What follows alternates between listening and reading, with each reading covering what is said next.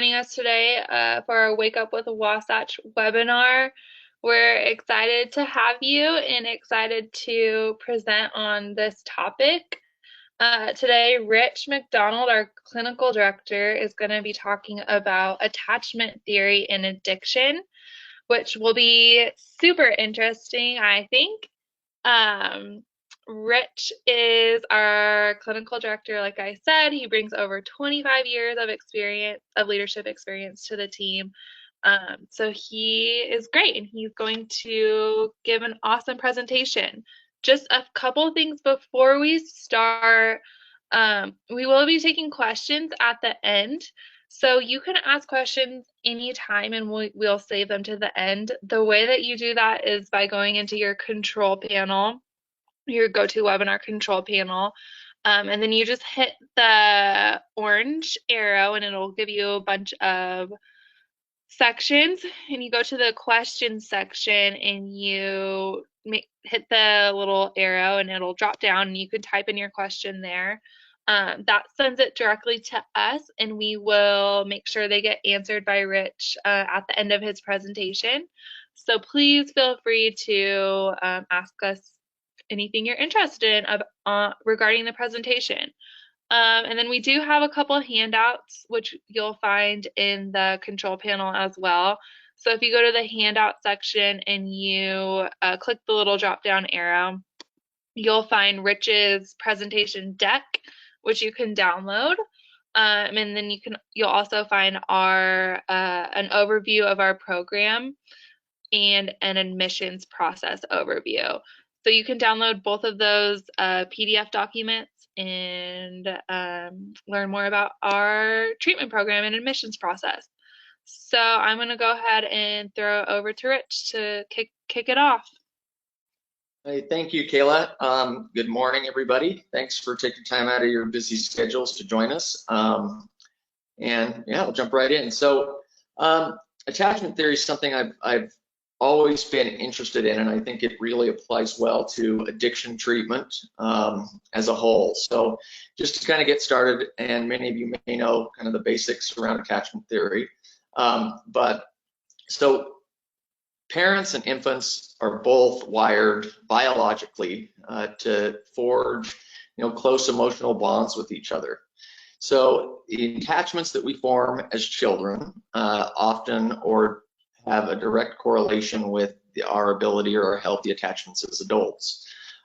Secure attachment between one caregiver, at least one caregiver growing up, is one of the ways that we learn to regulate emotion, and it really affects us throughout our lives. A secure attachment style in adults, again, is directly corresponds with the secure attachment style in children. And so attachment theory states that a strong physical and emotional bond with at least one caregiver is critical for interpersonal development. We know it's crucial for healthy emotional and psychological development. And when we're young, secure attachment begins to allow us the ability to operate in the world. It helps us create autonomy that we're going to need as adults, and really helps build a real healthy sense of self. People that may not have a secure attachment, a lot of things can cause that. Oftentimes it's trauma, things like abandonment, abuse, neglect, and oftentimes it really is just carried on from generation to generation, and we see it every day in addiction treatment. Children with a secure attachment or healthy attachment with their caregivers, it gives them a secure base to operate from. So the idea really is healthy attachment between a parent and child is the child goes out into the world, lives their life. When they make mistakes, they've got a secure base to return to, where they feel safe, where they feel comfortable being vulnerable, and where they've really got the support of somebody that will hold them accountable, but also support them and help them walk through the good and the bad times in their lives. And I think it's important, that accountability piece often when it's described, when attachment theory is described, isn't mentioned, but the reality is healthy and secure attachment between a parent and child does not mean that we support them no matter what, and we don't hold them accountable.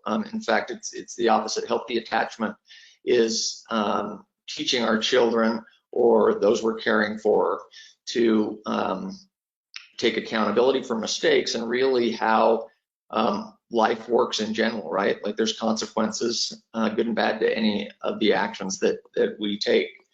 And as we apply attachment theory to addiction, it's huge. So I think, you know, for over 80 years, addiction treatment is really focused on group therapy. Essentially, you know, since the 1930s with Alcoholics Anonymous, maybe a little bit before. And as long as alcoholism has been considered a mental health diagnosis, we've been doing treatment in group settings. Substance abusers or people that are dependent on a substance usually respond really well to group therapy, and it's actually replacing that void with connection that they've been trying to fill with drugs or alcohol. I found a paper by Philip Flores, a PhD, published it in 2001, and the title of it is Addiction as an Attachment Disorder. And it says in the paper, addiction treatment specialists familiar with attachment theory and self-psychology recognize an inverse relationship between addiction and healthy interpersonal attachment. It's essentially, you know, they do not work well together. Healthy attachment and addiction don't work well together. Certain individuals, because of inner psychic or developmental deficiencies related to genetic and biological substrates, are vulnerable to environmental influences, which further compromise an already fragile capacity for attachment. Because of the potent emotional euphoric rush that alcohol and drugs produce, they are powerfully reinforced and inhibiting of the more subtle emotional persuasions in a person's life. Consequently, the vulnerable individual's attachment to chemicals serves both as an obstacle to and a substitute for interpersonal relationships. So I've talked to many families over the years, and in fact, I did a couples session recently, and the client's significant other said, I feel like they were having an affair. It just was with drugs and alcohol, not with me. All the secrets that came along with it, like my ability to connect with my significant other, had been replaced with the drugs and alcohol. And I think that's a really good example of kind of how drugs and alcohol work. It's difficult, not if not impossible, for a practicing alcoholic or addict to successfully negotiate like healthy interpersonal relationships. There's a saying in AA that I've heard over the years, and it's we don't have relationships, we take hostages. I know in active addiction, oftentimes relationships are typically exploitative, they're maladaptive, there's a lot of manipulation going on.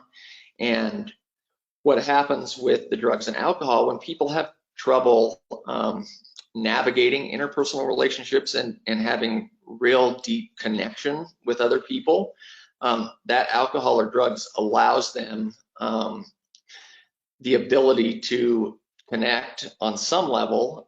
It's just not on necessarily a healthy interpersonal level. And then the other problem is we start using drugs and alcohol, and it might work early on, it fills this void, but we also know what happens as we continue to use drugs and alcohol. It essentially destroys all of those relationships. It is absolutely detrimental to the part of our lives that we are trying to fill the void.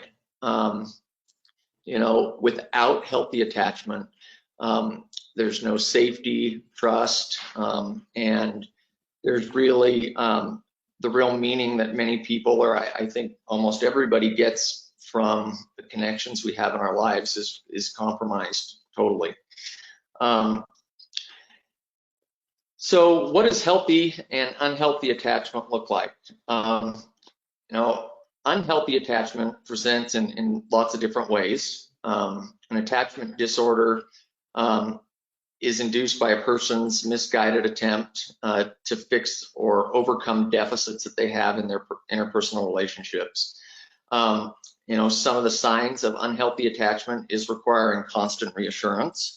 I've heard that recently from a couple session as well, where the wife said, I feel like I'm always having to reassure him that I love him and that I'm not going anywhere. Feelings of attachment aren't shared. So sometimes they might get overly attached to somebody and feel like they've got this incredibly close interpersonal relationship, but it's not really there. It's not reciprocated, essentially. Codependence is a sign of insecure attachment, right? So when you're too concerned, or when somebody's too concerned with the other person's needs or feelings, people with insecure attachment oftentimes steer clear of intimacy and do everything they can to kind of stay away from that. And also people feeling out of sorts. Like oftentimes I'll work with clients, they come here to get help, and we'll talk about significant others or relationships they had over the years. You know, on the surface, they say, you know, I want to fall in love, I want to have a family, I want these things in my life. But at the same time, every time they get in a relationship, they self-sabotage, or they just don't feel comfortable, so they break up, and then after the fact feel deep remorse for doing that. The reality is they just really don't know how to be in an interpersonal relationship with and feel comfortable and confident in that. Children, kind of going back to children that are securely attached, they develop increasing independence. They feel comfortable in exploring their environment, and they have confidence. They can return to their secure base and know that there'll be somebody there to respond to their needs, but they really do develop a strong sense of self that carries over into adulthood. Healthy attachment in kids, for example, might look like, and adults really, they prefer the company of close friends as opposed to strangers. They look to people to be comforted, or they are willing to be vulnerable and verbalize their feelings. They are able to delay gratification. And this is one of the things that really sticks out to me, is that with drugs and alcohol, the whole purpose or the entire problem with the matter is that we're not willing to delay gratification, right? So we don't feel good. We're not comfortable with the emotion that we're feeling, so we're going to fix it, and we're going to fix it right now. As opposed to going, wow, I feel anxious, or I feel sad, and I know it won't last forever. I'm going to work through it. I'm going to ask for help and move forward. They are oftentimes able to navigate structure and accountability, and they have independence. They're confident adults. What happens with the self-medicating piece of addiction and alcoholism is that we're trying to fill this space or this void that many people get from those close interpersonal relationships or connections with others. And I think part of the thing that works so well with group therapy in treating insecure attachment is that we're having the opportunity we're in a safe space. If there's a clinician running the group and they're doing a good job facilitating the group, we're creating a safe space for people to begin to connect and attach in healthy ways. Hopefully there's healthy boundaries, and the safety that builds over time gives us confidence to move to the next step and take it outside of group therapy.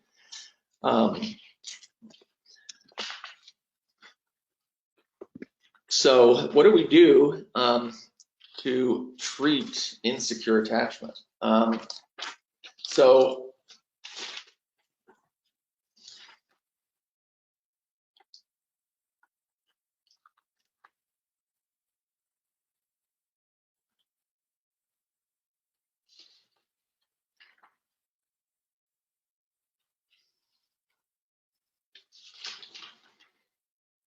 So the treatment of insecure attachment, again, goes back to group therapy. There's different modalities that work really well. And it doesn't just go back to group therapy, but that's a good place to start. So I mentioned process groups. So one of the things we do at Wasatch Crest is, first of all, we make sure that the group size, generally we try to keep it around 8 clients. We set out group norms, we set boundaries up front with how the group's gonna go, and we do everything we can to make it a safe space and a safe place for people to be able to express their feelings and their views. And we were able to redirect without, or hold people accountable without retaliation. That's super important. We also have a family system approach. So one of the things that people lack oftentimes, right, is those secure connections. So what do you really do if you get a client that comes in and they really don't have secure connections, and they don't know how to hold boundaries, and they don't have any relationships in their lives, or they're in their family that are necessarily healthy? Nobody obviously has perfect relationships, but if you're starting from scratch, one of the first things we can do as clinicians is set those expectations in session. Hold boundaries, be on time, do what we say we're going to do. All of the things that may not have happened in those close relationships, it's our jobs as clinicians to model that. And as we do that, and we work with families from that approach, it starts to spill over into other areas of their lives. One of the things I think is interesting as I was kind of refreshing myself on attachment theory is, you know, if you go to a 12-step meeting, for example, there is a clear expectation of what's going to happen. The group's going to start on time. There's somebody chairing the meeting. If it's a birthday meeting, there's a secretary that hands those out. You can essentially, there's minor variations in 12-step meetings, but you can go to a meeting in Salt Lake City, Utah, or in Paris, France, and you kind of know what to expect. That's the secure base that we can return to. And oftentimes in early recovery, if somebody does not have a secure base to return to, that is exactly what we need that 12 steps gives 12-step meetings or other sort of recovery support groups outside of treatment is a great place, or can be a secure base when done correctly and when somebody's you know, needs that support. I think communication, right? Being assertive, open and honest, and allowing our clients to be vulnerable without judgment.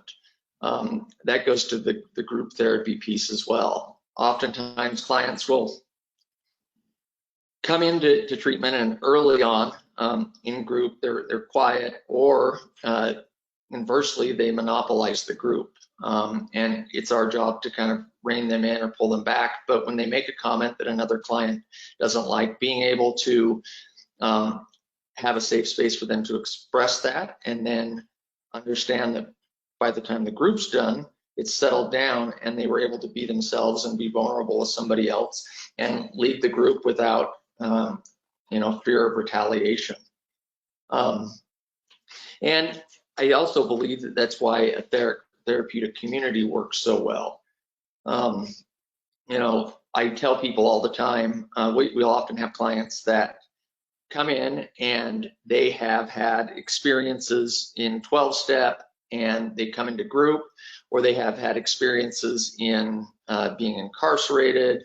And the whole idea of being open and honest and holding their peers accountable is counterintuitive. So outside of treatment, in 12-step culture, it's like, don't give advice unless it's asked for.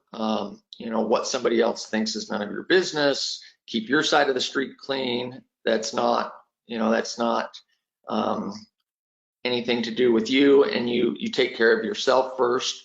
And we come into treatment and we ask clients to suddenly to hold each other accountable in group, to somebody's breaking the rules, to hold them accountable. If somebody's not following the way the program's set out, hold them accountable. If somebody's sneaking around, bring it up in group. And we're really responsible for helping one another be successful and helping create that structure and accountability. And that's always a struggle early on. And when we've got a group of clients that are doing that well, it really does work beautifully. I have heard again and again, and I recall in my own life feeling the same way. But when people come back for our alumni events, they walk into the house, the treatment center, and oftentimes you'll hear them say, you know, it just feels so good here. It just feels like home. I remember the first time I returned to an alumni event at my treatment center and feeling safe. There was something warm about that because they did a good job of helping me begin to repair my unhealthy attachment. And as clinicians, holding those professional boundaries is important, but it's also really important that we're able to create that safe space for people to be themselves.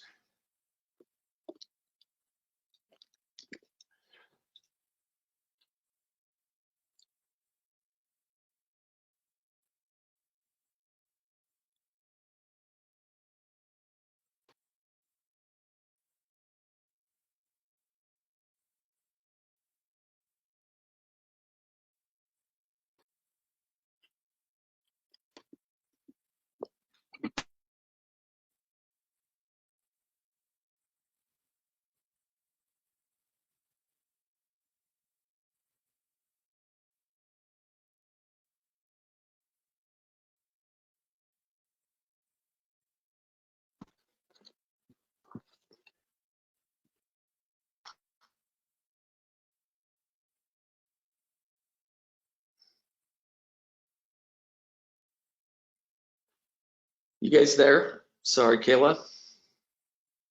Yeah, Rich. Sorry, our internet's being a little bit crazy. Yeah, I guess, does anybody have any questions? So again, anyone watching or listening, you can ask questions in the GoToWebinar control panel. So if you head down to the questions toolbar of your control panel, you can type in a question there and we will make sure Rich has it answered. Rich, we do have a question. So Wasatch Crest does a lot of recreational therapy in our treatment program. How can recreational therapy help reestablish the skills that are necessary for healthy attachment? Excellent. That's actually, and thank you for the question. I was going to actually speak to that when it cut out for a second. So the beautiful part about rec therapy is that we get our clients out working with each other and supporting one another. I think a really good example would be like the ropes course, right? They're doing that. They're trusting in somebody else and they're leaning on their peers. One of the biggest things with addiction is we talk a lot about control, right? Like we're seeking to control everything when we're in active addiction, our emotions, every aspect of our lives, and that inability to control things really makes us feel uncomfortable, and that goes directly back to healthy attachment. So we get clients out, you know, in the mountains, rock climbing on a ropes course, and they really do have to rely on somebody else for safety. And I think it translates really well. That control issue comes back to the fact that we don't feel like we can trust other individuals or other people to help keep us safe. One of my favorite rec therapy outings is we take them to the Provo River, and you can get dropped off at the top with tubes, and there's a company that'll shuttle you back up there when you're done. But it's not a super fast moving river. It's super cold, but clients get in the tube and float the river. And then afterwards, the process groups are really amazing. We talk specifically about like, what was it like to let go of that control and to go with the current. What's it like to try and paddle upstream? And the response is it doesn't work very well. So really that ability to turn control over to something besides yourself and understand that you can't control everything. And then also knowing that at the end of the day, you've got that safe place to return to. Wow, that's great. So were there ever any struggles in these recreational therapy groups that are evident of insecure attachment?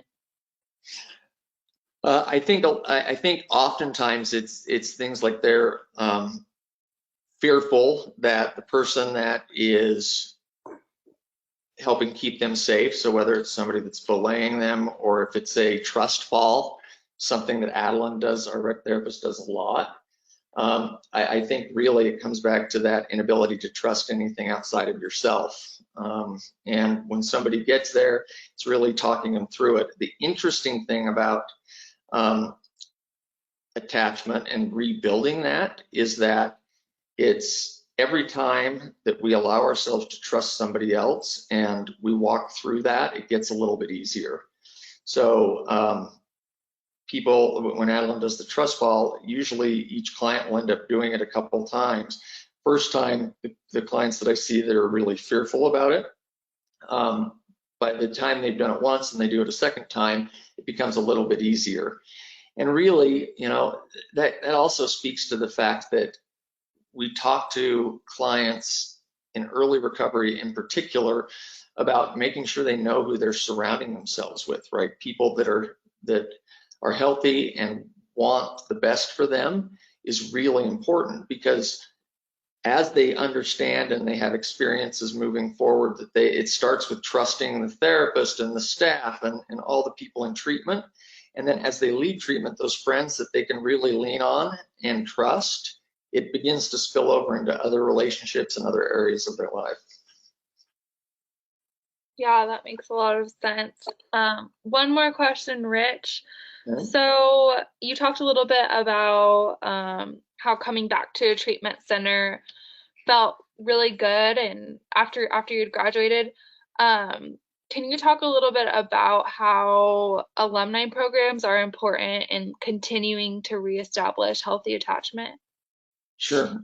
No, that's good. I think the one thing, so there's the balance, right? Like, we are not a client's family, and we have to be really careful to hold healthy boundaries and make sure that the alumni programming is appropriate and scheduled, and we've got to keep the clients that are here now safe. So that's definitely a factor. But we really do, if we're doing a good job, become a secure base to operate from. They know that if we're having an alumni dinner or barbecue at 6 o'clock on Wednesday night, that we're going to be here, that I see familiar faces, they're going to be warmly greeted, that without judgment, regardless. I think those alumni programs are an opportunity for them to come back and be open and honest and vulnerable, the way it is when in a good situation or with healthy attachment. The same idea when we see an old friend that we know we can trust. It's the same idea. Yeah, that's great. Well, thank you so much, Rich, for that great presentation. If you don't mind, yeah, scrolling. So we do have a few more webinars coming up in the next few weeks. Next week, our primary therapist, Justin Manco, will be talking about the therapeutic method of brain spotting, which he's certified in. So that should be very interesting. And then Lindsay Fenton, one of our therapists and our director of utilization review, will be talking about EMDR therapy on September 2nd. She's also certified in that method. And then on September 9th, Rich will be back with Wasatch Crest founder and CEO Jim Huffman, and they are going to be talking about practicing leadership as mental health care professionals and how to instill that leadership into the teams. that they manage. And then go ahead. Oh, and that's it. So that's our phone number. That's our 24/7 admissions line, and our website, wasatchcresttreatment.com. If you want to learn more about our admissions process, you can download the admissions process handout in your control panel. And then you could also download our treatment overview, our program overview document, also in your control panel. Thanks so much, everyone, for joining us today, and we will see you next week.